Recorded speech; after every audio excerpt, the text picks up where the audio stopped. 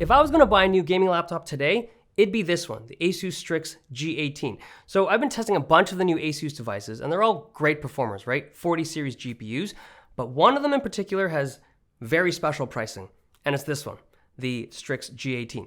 Now you're thinking $2,500 is still a crazy amount of money. It is, but when you consider the fact that this machine just destroys the performance of $4,000 machines like a month ago, it's actually reasonably priced. And for the market, very well priced. So the Strix G18 comes in two variants, a regular version and a premium Scar version. The only difference between them is that the Scar version has RGBs on the back end and a light up RGB logo. Everything else is the same. The front RGB, the build quality, the screen, the keyboard, the performance, the thermals, all identical between the two kind of variants. It's just that you get way better value with the regular non-Scar version. Now, if we take a look at performance, the 13th gen CPUs are crazy fast this year, and the RTX 4080 gives you amazing performance. Like I'd say on average, 25 to 30% better than the top of the line 3080 Ti from last year. And then the 4090 model that I tested slaps even harder. So this is like 35 to 40% faster than the 3080 Ti, but the price difference is so significant. Like on most devices out there,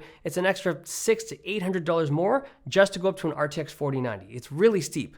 Now, this year, they've completely redesigned the chassis on the Strix devices. So on the 18-inch model, this can go up to 175 watt RTX 4090. But the crazy thing is that the 16-inch model also can be configured to the same kind of wattage. It's 175 watts for the GPU, up to 65 watts concurrently on the CPU. And that's both on the 16-inch and the 18-inch model. That's pretty nuts. So the bottom panel is designed a lot better this year. The previous few generations had these ribbon cables that you had to manage when you're opening it up. It's all gone this year. It's a lot cleaner. And when you open it up, you're looking at 3 fans. So there's 2 fans in the regular position, and there's this third fan that's right in the middle that sucks air from the bottom and then blows it up across the GPU and VRMs. And then to dump off even more heat, the heatsink on the back runs along the full width of the device, and they call this their pulsar heatsink.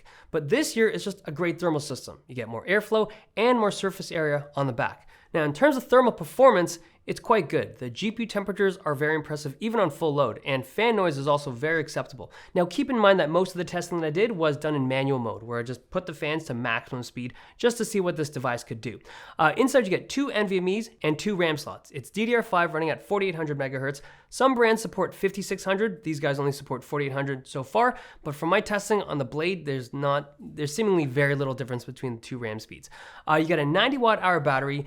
This has an okay battery life for my testing. I didn't expect it to be amazing just because it's a 18-inch screen and it's running an Intel chip. It's just a big device, right? Now, the keyboard is also on a big device, and you get a nice wide keyboard. You got number pad on the right, and it's sitting on this keyboard deck that fades up to this kind of smoked gray translucent material at the top, and you also have your nice RGB lighting. It's a nice keyboard to type on. The trackpad is glass and it's got a nice texture to it. Tracking is nice, but the click is a little bit weird. Like the actual click mechanic is fine. It's just that there's a bit of rattle when I tap. All right, let's talk about the screen. So 18 inches, 16 by 10, QHD+, it's such a nice screen. And when I saw the price tag, $2,500, I just assumed that this would be some kind of mediocre screen. It is so not. It's arguably one of the best screens I've ever seen in the gaming laptop space. It's bright, it's super fast, great colors, and it has a mux switch and advanced Optimus. So if you want to get sweaty, you can squeeze out a few extra frames. But this product overall is just so good. Like normally when companies offer a configuration with this ultra competitive price tag attached to it, usually there's something wrong with it. Like the brand is gonna they've twisted something, they've offered it with some weird screen or some kind of weird memory configuration. There's none of that. This is just a solid overall product to the point where it makes it difficult to review other products in this category. Like everything has to compare to this if you have an 18-inch screen and an RTX 4080. There's a couple things I would mention about this. Number one, it doesn't have biometrics, so no facial biometrics, no fingerprint scanning. If that's important to you, this is missing it. Secondly, I did notice some coil whine. On both the 4080 and 4090 device that I've tested, it's there. It's subtle, you gotta listen for it, but it's there. There's no way this mic would pick it up. It's that quiet. But overall, yeah. The other thing, size. It's an 18-inch device. It's got an 18-inch size. It's big. And the 330 watt adapter has some heft to it. So if this is too big and you're looking for something that's like this, we have the 16-inch device, the Strix Scar G16. So right off the bat, this is running the same wattage as the 18-inch device. Like Asus is so confident in their thermal system that they're allowing an RTX 4090 to just rip at full wattage in a 16-inch device. Pretty impressive, right? Inside, we're looking at the same kind of thermal design. We have 3 fans, one blowing up towards the full width radiator. We have 2 NVMe slots, 2 RAM slots, and a 90 watt-hour battery once again, with only slightly better battery life than the 18-inch model. Now, this device here is like an early pre-production engineering sample that I was sent. And when I got it in, it didn't even have the firmware to recognize that there was a GPU in here. Secondly, there were no drivers from NVIDIA to make any of this work. So I was told, don't even bother benchmarking it because you can't. But a few days ago, firmware came out and NVIDIA drivers came out. So I put it on here just to see, right? What can this thing do? Does it even work? And it does. And holy God, this 16-inch model can keep up with the 18-inch model in terms of benchmarks and frame rates. The temperatures are warmer, but it has amazing performance. And again, I have to reiterate the fact that this is not a retail unit, but the new chassis really does seem like it can handle the heat of the high-end components. The keyboard is really similar to the 18-inch model. It just doesn't have the number pad. It has a row of media keys on that side. But on the Scar version, like the premium version with the extra RGBs on the back, there's a feature on the touchpad that allows you to activate a number pad on it. So if you're a number lord and you need to crunch math on your keypad, you got that option. Now, it's never going to feel as tactile as like a regular 10 key, but that's pretty cool. Now, the features between the 16 and 18 are so similar, so I'm not going to go through too much of it. Even the ports are the same. So you get 2 USB-A, 2 USB-C, Ethernet, HDMI. It's all good stuff. And both devices have this customizable aesthetic piece they call the armor cap. The smoked gray color is kind of cool, but it's the wrong color. It is an easy fix though. But the real big difference is the screen. So we're opening it back up again. On the 16-inch model, you get the option of a mini LED 16-inch panel. So mini LED screens have really good control of the backlighting, right? You can turn the backlighting zones on and off, and you just get certain zones that you want to be dark to be really dark. So you get way better contrast ratios, and colors just look really nice on a device with a panel like this. So shows and games just look awesome on this device. Now, I would imagine that the G16 pricing is cheaper than the G18, right? It's the same kind of componentry, it's just a smaller version of it, and usually that makes the price less. But as of right now, there is no super well-priced version of the G16 on Best Buy. So I don't know the retail pricing of this. I just imagine when it's more saturated on the market, this will be slightly better priced than the G18. I hope that this thing could hit like $2,400 for the same kind of configurations.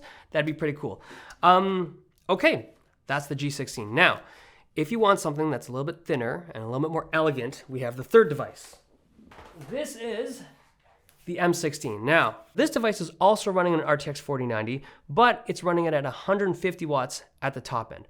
Now, the weird thing is that their marketing material says 145 watts, but when I look in the system settings, like I can get up to 150. So I'm not sure what the official number is, but this unit here, it's a retail unit, I believe, is 150 watts. So it can't have the same kind of sustained performance as 175 watt version. But when I was testing this, I was very surprised as to how close this could get to the higher wattage Strix devices. So on last year's products, like if you took a 30 series laptop, a 25-30 watt difference in TGP would have been pretty substantial, right? You would be able to see right away on the chart, like, okay, that's the lower wattage one. But this year, it seems really close. So inside, we're looking at another 3-fan system with the full width heatsink. And this product, to me, just really tells the story of how effective their new thermal system is. Like, you could not cool a 150 watt GPU in a product like this before. No one could have done it, not even Asus. And like, they're doing it, and they're doing it really well. So I love the new thermal system. Clearly it works. It's a big improvement over last year's 120 watt M16. So inside we have 2 NVMe's and 2 RAM slots. So traditionally on the M16 you would have one DIMM that was soldered on and then one that was replaceable. But this year they finally have a system that you have both slots replaceable. You have a 90 watt hour battery, which has very similar battery life to the G16. It is a bit thicker and heavier, I'm assuming with the bigger heatsink and the new thermal system. It just needs a little bit more room in there to pull it off, but it doesn't feel large. It's still a very compact system. Now, the edge of the top panel, I noticed, has this kind of polished aluminum look to it. It reminds me of the aesthetic you'd see on smartphones, like the trim of smartphones. And it looks nice, but this is aluminum, right? This is a relatively soft material, so I feel like it's just gonna scratch pretty easily. I kind of preferred the matte finish of the previous one, but it does look nice out of the box. And you also have the anime or anime matrix LED lights up at the front. Okay, the performance on this device is really good, but the fan noise is definitely louder to be able to maintain the same kind of frame rate as the G16 and the G18. It's just a much smaller system, so everything just has to be cooled a little bit more aggressively to pull it off. But that's only for like the top end performance. For regular use on like more moderately demanding games, or even like workflows, like if you're working with video editing stuff, fan noise is not an issue. It's just that if you're going for the craziest possible frame rates, this is going to be a louder system.